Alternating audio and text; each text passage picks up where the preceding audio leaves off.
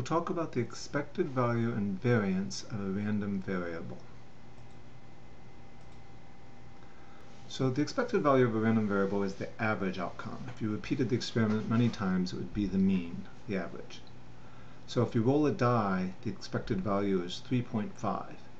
Now obviously you never roll a 3.5, but if you roll a die many times and take the mean of the numbers you get, it will be close to 3.5. The average of the numbers 1 through 6 is 3.5, and those numbers are equally likely to come up. So that's why 3.5 should make sense. The variance is the measure of how much a random variable varies around its expected value. For rolling a die, the variance is 2.9, and the square root of the variance is the standard deviation. For a die, it's 1.7. So if you roll a die many times and found the standard deviation of the resulting numbers, it would be about 1.7. So here's our definitions. Suppose the random variable has outcomes x1, x2, however many there are, with probabilities p1, p2, again up to pn, however many possible outcomes the random variable has. Then to find the expected value, you take the probability of each outcome, multiply it by that outcome, and add them all up. p1 x1 times x1 plus p2 times x2, etc. The variance is a little more complicated. You take each value, each x, subtract the expected value for the random variable, square that, that's what's going on inside here, and then multiply by the probability. So p1 times x1 minus e of x squared plus p2 times x2 minus e of x squared. So let's look at an example.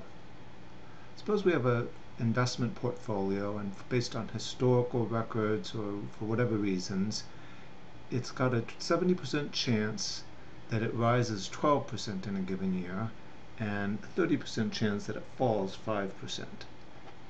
So the possible outcomes are 0.12, that's an increase of 12%, and negative 0.05, that's a fall of 5%. And the probabilities, they're not equally likely. You're much more likely to rise 12% than you are to fall 5%. So just apply the formula.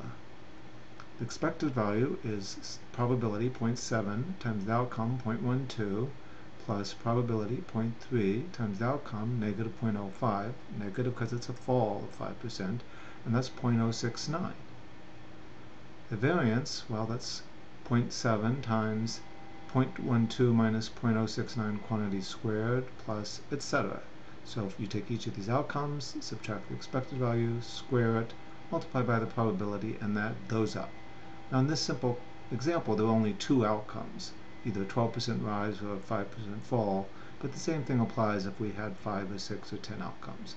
So the variance is 0.006, and the standard deviation is the square root of that, 0.078.